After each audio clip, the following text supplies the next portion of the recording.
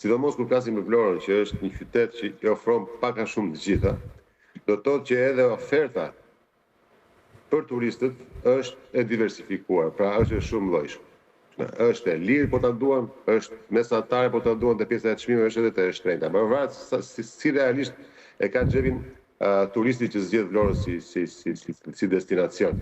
Duhet pasur kujdes patjetër. Ne pam vjet në fakt që kishte një farë tendence për të pasur rritje çmimesh, sidomos te stacionet e plazheve, te çadrat, qoftë edhe hoteleria, po edhe restorantet.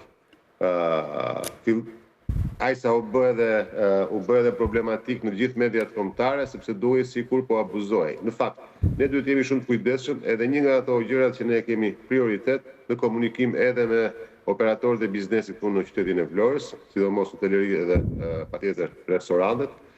Mirë është të jenë shumë të kujdesshëm, sepse realisht ajo kthehet në bumerang. Kthehet në bumerang edhe sado që mund të kesh një fluks shumë të madh turistësh në moment të caktuar, momenti që ti fillon të bësh abuziv me çmimet, atëherë ti u mbet në afatgjat gjithë të prurje.